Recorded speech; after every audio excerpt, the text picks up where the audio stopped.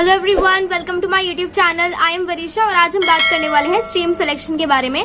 अगर आपने अभी 10th क्लास के बोर्ड एग्जाम्स दिए हैं मेरी तरह और आप 11th में आ चुके हो और आप बहुत ज्यादा कंफ्यूज हो कि कौन सी स्ट्रीम हमें सिलेक्ट करनी चाहिए, आपके पेरेंट्स कोई और सी स्ट्रीम लेने के लिए बोल रहे हैं, आपके फ्रेंड्स किसी और स्ट्रीम में जा रहे हैं, तो ये वीडियो आपके लिए डेडिकेटेड है। तो चलिए, तो सबसे पहले हम बात करेंगे 5 मिथ्स के बारे में जो आपको बिल्कुल भी कंसिडर नहीं करने हैं जब आप स्ट्रीम सेलेक्ट करो।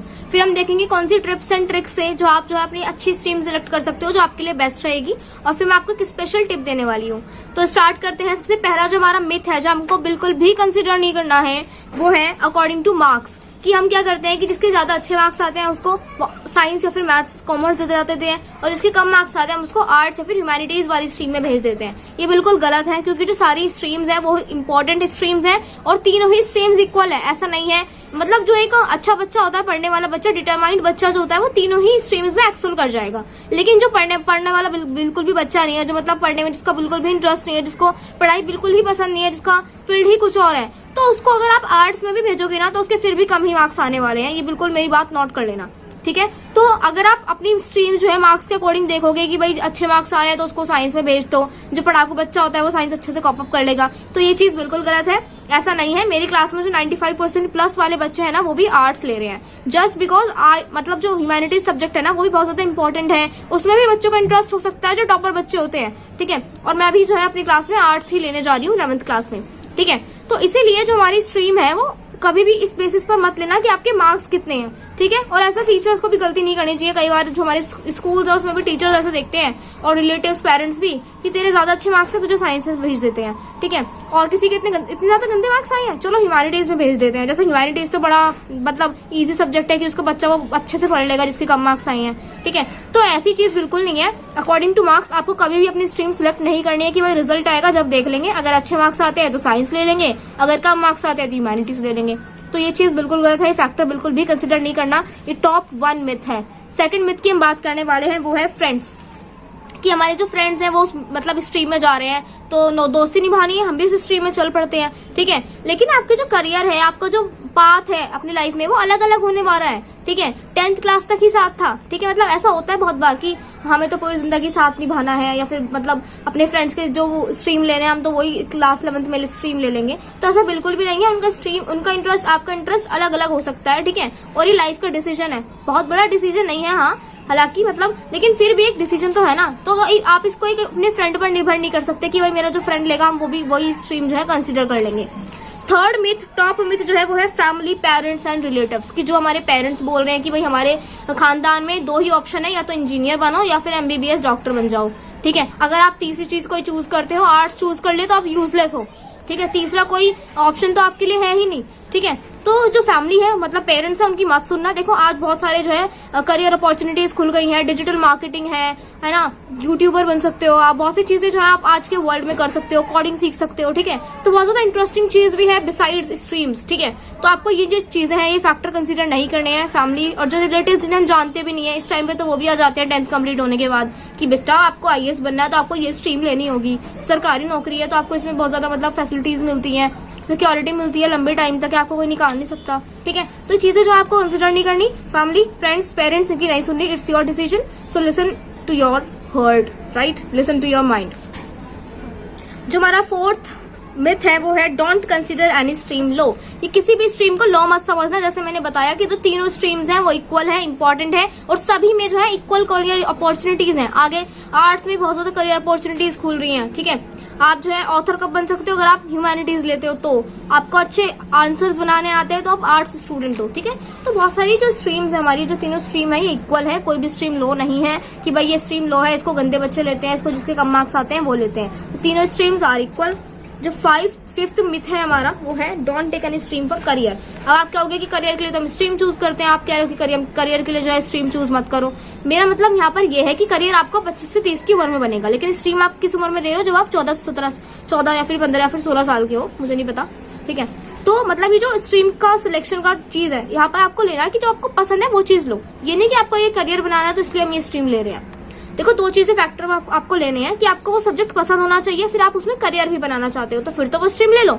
लेकिन अगर आप सिर्फ एक स्ट्रीम इसलिए ले रहे हो, समझ लो आर्ट्स का एग्जांपल लेते हैं कि आपको आर्ट्स बिल्कुल पसंद नहीं है, सिर्फ आप इसलिए ले रहे हो क्योंकि आपको IAS ऑफिसर बनना है, आपके मामा चाचा फूफा ने कहा है, किसी रिलेटिव ने कहा है कि आईएएस ऑफिसर बनना है और आपको पता भी नहीं है कि आईएएस ऑफिसर का मीनिंग क्या है, और आप बस इसलिए ले रहे हो, आपको पता भी नहीं है कि मतलब आर्ट्स सब्जेक्ट होता क्या है, ठीक है, सब्जेक्ट में कोई इंस्पिरेशन नहीं है या फिर सब्जेक्ट बिल्कुल भी इंटरेस्टिंग नहीं लगता, सिर्फ इसलिए ले रहे हो कि उसमें करियर बनाना है। आगे जाके बाई चांस अगर करियर नहीं बना तो कोई बैकअप ऑप्शन है आपके पास? नहीं। तो इसलिए कोई भी सब्जेक्ट इसलिए मत लेना क्योंकि उसमें करियर बनाना है। हाँ मतलब करियर बना सकते हो, करियर लिए तो हम स्ट्रीम लेते हैं। देखो अगर आपको करियर बनाना है ना, मैं आपको एक चीज बताती हूँ, अगर आपको वो स्ट्रीम पसंद है और अगर फिर आपको उसमें करियर बनाना है तो फिर तो आप स्ट्रीम ले सकते हो।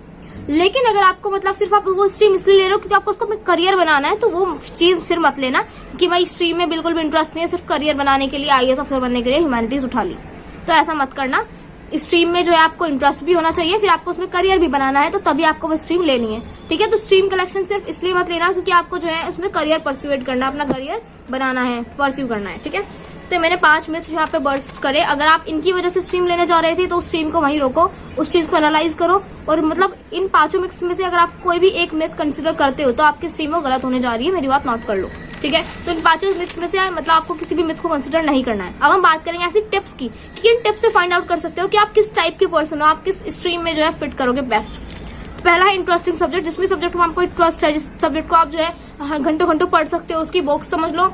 फॉर एग्जाम्पल जब आप 10th क्लास में आए थे तो आपने सबसे पहले जो आपका कोर्स आता है नया नया, बहुत ज्यादा इंटरेस्टिंग होता है बुक्स पढ़ने में, ठीक है। तो आपने कौन सी बुक उठाई सबसे पहले कि भाई इस बुक को पढ़ता हूँ, और आप फिर मतलब उसे 1-2 घंटा पढ़ सके बहुत लेट तक, ठीक है। मतलब कौन सा सब्जेक्ट था वो, ठीक है। तो मेरे लिए था वो ह्यूमैनिटीज, आर्ट्स, ठीक है। मैंने मतलब ज्योग्राफी, पॉलिटिक्स, इकोनॉमिक्स सबसे पहले मैंने अपना यही सिलेबस कंप्लीट करके रख दिया था, मेरे टीचर ने भी स्टार्ट नहीं किया था। तो इसीलिए जो सब्जेक्ट आपको इंटरेस्टिंग लगता है, जिसके बारे में आप ज्यादा नॉलेज गैदर करना अच्छा समझते हो, जिसके बारे में आप ज्यादा रीडिंग कर सकते हो, तो वो सब्जेक्ट लेना सबसे पहले इंटरेस्टिंग सब्जेक्ट। सेकंड है डेमो क्लास। डेमो क्लास क्या होती है कि आपको जो टीचर होते हैं स्कूल में, वो आपको हर सब्जेक्ट का एक तरह से डेमो बताते हैं, मतलब एक तरह से इंट्रोडक्शन देते हैं कि आप 11th क्लास के में उनके बारे में क्या पढ़ोगे, या फिर आपको एक 2 चैप्टर पढ़ा देते हैं। अब मेरे स्कूल में ये जो ऑप्शन है अवेलेबल नहीं है, क्या पता आप में से भी कितने ही बच्चों के पास ये अवेलेबल ना हो। हमारे स्कूल में किसी के स्कूल में डेमो क्लास जो है अवेलेबल नहीं होती है। तो इसीलिए आपको क्या करना है, आपको इंटरनेट पे जाना है, यूट्यूब वगैरह बहुत ज्यादा इंपॉर्टेंट चीज है, हम बहुत यूज करते हैं, तो उसको किसी अच्छे वे में भी यूज कर लो, ठीक है। तो यूट्यूब पर जाओ और आपको किसी भी 11th क्लास का हर जो स्ट्रीम है उसमें से कोई भी चैप्टर है उसको समझ लो। जो चैप्टर आपको समझने में इंटरेस्ट आता है, मतलब कोई भी स्ट्रीम का कोई भी चैप्टर पढ़ो, और वो स्ट्रीम आपके लिए बनी है, ठीक है।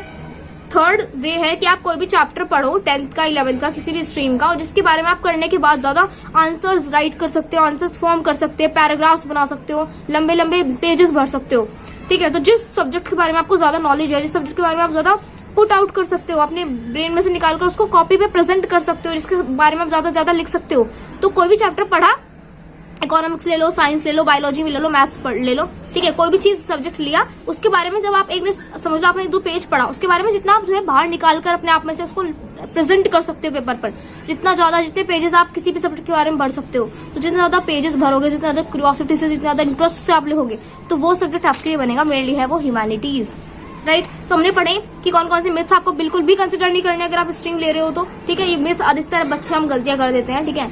बहुत ज्यादा इंपॉर्टेंट डिसीजन भी नहीं है लाइफ का, लेकिन इंपॉर्टेंट भी है अगर देखा जाए तो, और इतना ज्यादा हैवी भी नहीं है कि भाई बहुत बड़ा डिसीजन दे दिया, ठीक है। सेकंड चीज है टिप्स, जो मैंने आपको अभी दिए कि कौन सी ट्रिक्स आपको फॉलो करनी है। इंटरेस्टिंग होना चाहिए वो सब्जेक्ट, फिर आपको कोई डेमो क्लास ले लेनी है, ऑफलाइन भी ले सकते हो, ऑनलाइन भी ले सकते हो। फिर आपको कोई भी चैप्टर लिखना है, मतलब पढ़ना है उसको, फिर प्रेजेंट कर फिर उसको पुट आउट करना है पेपर पर। जितने ज्यादा पेजेस आप लिख सकते हो तो वो आपके लिए बेस्ट रहेगा, वो आप स्ट्रीम जो आपके लिए बेस्ट रहेगी, ठीक है। अब मैं आपको बताती हूँ माइंड्स। ये तो हो गया, आपको क्लियर हो गया होगा, मैंने टिप्स एंड ट्रिक्स भी दे दी, मैथ्स भी बस्ट कर दिए, आपने कोई मतलब देख तो लिया होगा कि आपके लिए कौन सी स्ट्रीम ठीक रहेगी, ठीक है। फिर बात आती है कि माइंड्स ऑफ स्टूडेंट्स की, जो बच्चों का दिमाग होता है कि अगर आपका दिमाग ऐसा है, आपके अंदर ये स्किल है, तो आपके लिए ये स्ट्रीम बेस्ट रहेगी। मैं वो बताती हूँ। अगर आप एक अच्छे लिसनर हो, अगर आप मतलब आपको ज्यादा आंसर राइटिंग अच्छी लगती है, बहुत ज्यादा बड़े बड़े टॉपिक्स पर लिख सकते हो, बड़े मतलब पेजेस लिख सकते हो, बड़े आर्टिकल्स लिख सकते हो, उन चीजों को एक्सप्लेन कर सकते हो, मतलब बहुत सारी चीजों को राइटिंग स्किल्स पसंद है, आपको राइटिंग स्किल्स आती हैं, आपको आंसर फॉर्मेशन स्किल्स आती हैं, और फिर आपको जो है नॉवेल्स पढ़ने, फिक्शनल बुक्स पढ़नी, नॉन फिक्शनल बुक्स पढ़नी बहुत ज्यादा पसंद है, मतलब आपको, और नॉवेल्स पढ़ने पसंद है आपको, राइटिंग, रीडिंग, ठीक है, और लिसनिंग, ये बहुत सारी चीजें पसंद है। सो बिलीव मी, आप एक आर्ट्स स्टूडेंट हो मेरी तरह।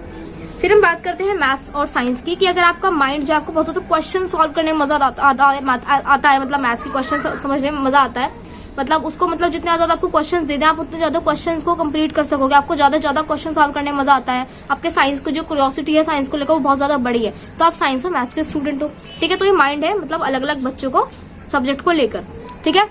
और फिर मैं आपको दूंगी कि स्पेशल टिप, ठीक है। तो आज के इस न्यू डिजिटल जमाने में बहुत सारी चीजें हैं जो हम आपको स्ट्रीम से और बहुत ज्यादा मतलब जिसको हम बोलते हैं कि जो हम जॉब करते हैं या फिर जो हम आगे जाकर कोई भी कोर्स परस्यू करने वाले हैं, बीए वगैरह, मतलब डिग्री जिसको बोलते हैं, मैं डिग्री वर्ड भूल गई थी। तो डिग्री, स्ट्रीम, इन सब जो वर्ड्स हैं इन सबसे इम्पोर्टेंट एक नई चीज है जो आपको कोडिंग है, डिजिटल मार्केटिंग है, एफिलिएट मार्केटिंग है और बहुत सारी चीजें हैं, सोशल मीडिया मैनेजर, मतलब फ्रीलांसिंग, बहुत सारी जो इंटरनेट वाली चीजें हैं, ब्लॉगिंग, यूट्यूबर, ठीक है। तो बहुत सारी चीजें जो है ना ये स्ट्रीम से और मतलब जो हम बहुत सारे कोर्सेज आगे करने वाले हैं उनसे बहुत ज्यादा इंपॉर्टेंट है। समझ लो किसी इंसान के पास डिग्री है लेकिन स्किल्स नहीं है ना, तो वो बंदा आगे जाके मार खाएगा। किसी के 95% प्लस मार्क्स आते हैं, उसको सिर्फ हार्ड वर्क ही आता है, स्मार्ट वर्क नहीं आता। उसको ये नहीं पता कि क्लाइंट्स को कैसे मतलब देखना है, लोगों को कैसे अपने बातों में मतलब कैसे पटाना है, मतलब उनको एक तरह से मतलब लोगों को एक तरह से चीजें प्रेजेंट करना नहीं आती। तो बहुत सारी स्किल्स है ना ये आपको आनी चाहिए और इस समर वेकेशन में आप ये सारी चीजें सीख सकते हो। जैसे कि फाइनेंस के बारे में सीख सकते हो, ज्यादा से ज्यादा पैसे के बारे में जितनी जल्दी आपको जितनी ज्यादा नॉलेज हो जाए उतना अच्छा है। आप जो है इन्वेस्ट कर सकते हो अपने पेरेंट्स की मदद से, क्योंकि हमारे पास अभी हम कोई एक अच्छा अकाउंट नहीं खोल सकते एज अ टीनेजर, लेकिन आप बहुत सारी चीजें मतलब ये सारी मैं एक स्पेसिफिक वीडियो बनाऊंगी कि आपको इन समर वेकेशन में कौन सी नई स्किल्स सीखनी चाहिए आपके करियर को एक्सेल करने के लिए, besides degree, besides stream selection वगैरह। स्ट्रीम सिलेक्शन हमने देख लिया, ठीक है। अब ये एक इंपॉर्टेंट चीज है कि आपको ये चीजें जो है अपनी लाइफ में सीखनी चाहिए to make your life more luxurable and important, ठीक है। तो इसीलिए आपको ये सारी चीजें जो है सीखनी चाहिए बिसाइड्स जो मैंने अभी आपको बताया, स्ट्रीम सिलेक्शन एंड कोर्सेज और मतलब जो भी बहुत सारी डिग्रीज वगैरह होती है उनसे रिलेटेड। अगर किसी इंसान के पास स्किल्स है तो उसे डिग्री की भी जरूरत नहीं है आज के वर्ल्ड में काम करने के लिए, ठीक है। तो ये आज की वीडियो थी जिसमें मैंने आपको बताया स्ट्रीम सिलेक्शन कैसे चूज करें। स्ट्रीम बहुत सारी वीडियो देखने की जरूरत नहीं है, अपने आप से फैसला लो आपको कौन सा सब्जेक्ट पसंद है। किसी के ऑपरेशन में मत आना, ये डिसीजन आपका है। अपने एनवायरमेंट में जो बहुत सारे लोग होते हैं उनकी मत सुनना, ठीक है। स्ट्रीम सिलेक्शन बहुत ज्यादा चीज इंपॉर्टेंट है और जो मैंने आपको बेसिक चीजें बताई हैं अभी मैं आपको जो स्क्रीन पर भी दिख जाएंगी उन सब चीजों की लिस्ट जो मैंने मिस बर्स्ट की है, आपको कौन सी ट्रिक्स फॉलो करनी है वो आपको स्क्रीन पर दिख जाएंगी, उनका स्क्रीनशॉट ले सकते हो लेना हो तो, ठीक है। तो ऐसे ही ये सारी चीजें हैं जो एक स्ट्रीम मतलब जिससे एक अच्छी स्ट्रीम सिलेक्ट कर सकते हो, बहुत ज्यादा इसके बारे में सोचना नहीं, ठीक है। और फिर मैंने आपको बताया एक स्पेशल टिप जो आपको आज के वर्ल्ड में, डिजिटल वर्ल्ड में बहुत सारी चीजें सीखने की जरूरत है, जिसके बारे में मैं अगली वीडियो में बात करने वाली हूँ, जिसमें हम बताएंगे कि स्ट्रीम आप मतलब स्ट्रीम से अलग आपको समर वेकेशन में कौन कौन सी चीजें सीखनी है, ठीक है। So thank you, that's all for today. I hope आपको सब कुछ समझ आ गया होगा कि स्ट्रीम आपको कैसे सेलेक्ट करनी है। So thank you once again.